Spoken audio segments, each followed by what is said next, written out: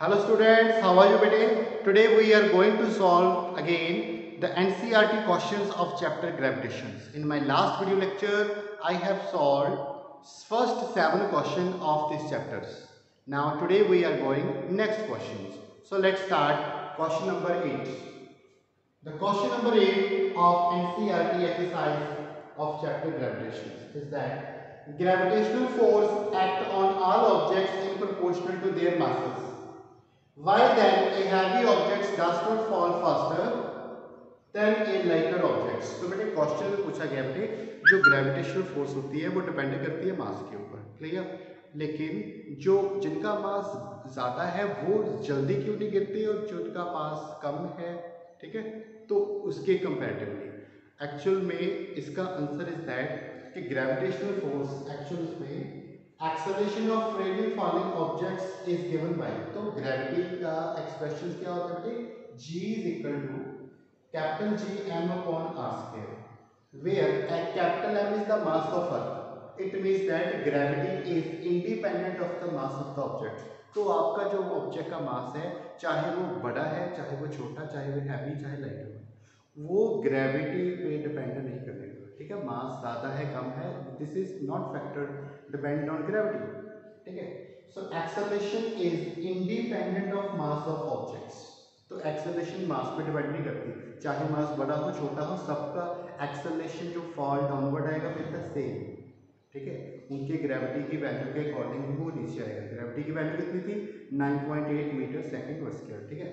तो उसी वैल्यू के साथ सब ऑब्जेक्ट्स नीचे की तरफ आएंगे, चाहे आप एक 2 kg का स्टोन और चाहे एक फैदर, ठीक है, पंख जो होता है, ठीक है, फैदर, एक फैदर और एक 2 kg के स्टोन को अगर आप किसी वर्टिकल हाइट के ऊपर अगर आप छोड़ेंगे, ठीक है, अब वो कंडीशन कैसी होनी चाहिए, वैक्यूम, एक ऐसा रूम जिसमें वैक्यूम हो, तब क्या होगा बेटे, फैदर और स्टोन दोनों एक ही same acceleration due to gravity के साथ वो ग्राउंड को टच करेंगे, ठीक है। बट एक्चुअल में हम देखते हैं अगर बिल्डिंग के ऊपर अगर स्टोन और फैदर को रखा है तो फैदर बाद में आता है, स्टोन पहले पहले गिर जाता है। क्यों? क्योंकि वो इसलिए क्योंकि फैदर जो होता है वो frictional force of air resistance होती है, जिसके कारण वो फ्लोटिंग करता हुआ नीचे की तरफ आता है। बट एक्चुअल सेंस में क्या है, एक बेटे एक्सपेरिमेंट हुआ था, आपको यूट्यूब पे सर्च भी कर सकते हो, तो उसमें दिया है कि when ever A feather and Apple दोनों को एक ऐसे चैम्बर्स में, एक ऐसा रूम था जिसमें प्रॉपर वैक्यूम बनाया, वैक्यूम वाला चैम्बर। उस वैक्यूम वाले चैम्बर्स में क्या हुआ, एक फैदर और एक एप्पल्स को सेम टाइम पे रिलीज किया। वो देखते हैं कि एप्पल और फैदर दोनों स्लो मोशंस में आते हैं और अर्थ की सरफेस को टच करते हैं विद द सेम टाइम।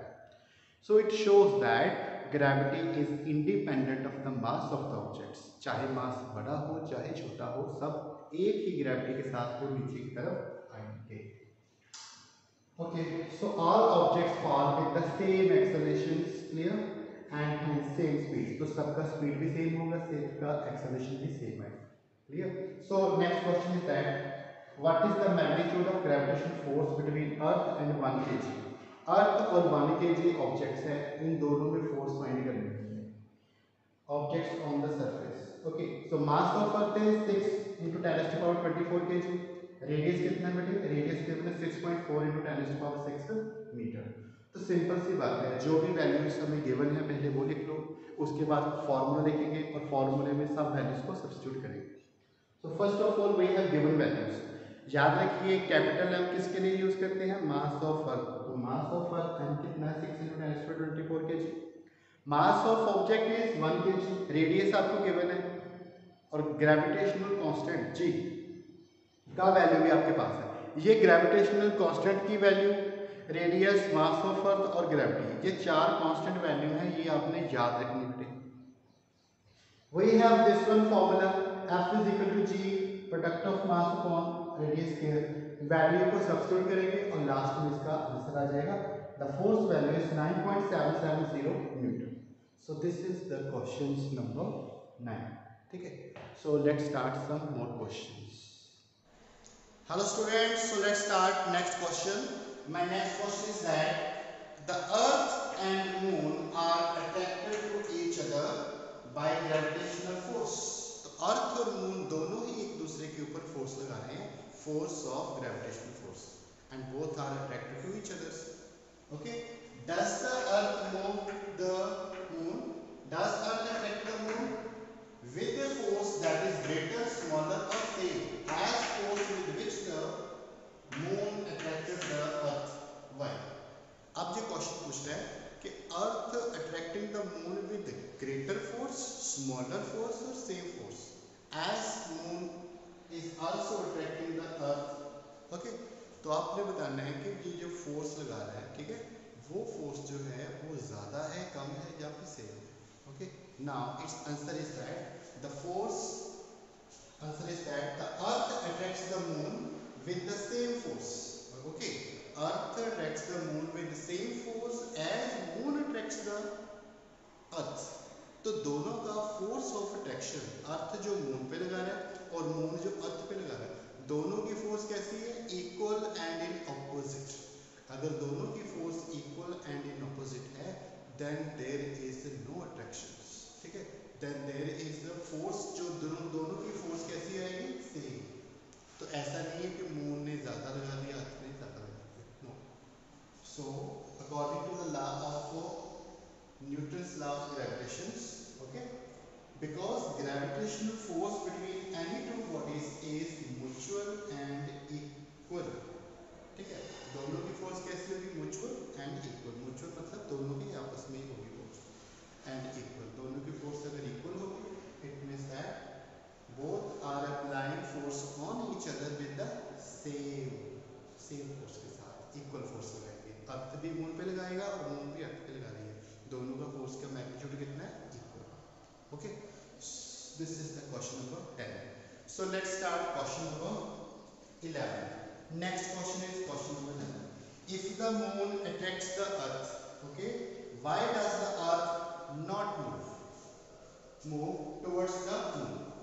अब क्वेश्चन है बेटे, if moon applying force on earth, then why not the earth move towards the moon? तो हमारा ये क्वेश्चन है कि मून ने फोर्स लगाया अर्थ पे, तो फिर अर्थ मूव की तरफ क्यों नहीं जा रही? Okay, the answer is that earth does not move towards the moon, okay, because the force exerted by moon on earth is insufficient. Insufficient है बेटे, जो फोर्स मून अर्थ पे लगा रहा है वो फोर्स बहुत कम है as compare to the mass of earth. We know that to move the earth, because earth has huge mass, तो अर्थ का मास बहुत ज़्यादा है as compare to the mass of moon, और मून ने जितनी फोर्स लगाई है वह इतनी ज़्यादा फोर्स नहीं है। दैट फोर्स इज इनसफिशिएंट, बहुत स्मॉल फोर्स है as compare to the mass of earth. That is why earth will not move. Okay, so that this is our question number 11. So next more question we will do in my next video lecture. Okay, till then you can do all these questions on your fair copies and do the practice. These all questions are very important and generally come in exams. Okay, if you have still any doubt, you can send a message to me on WhatsApp. Okay, so all students take care of your health and work hard. Thank you.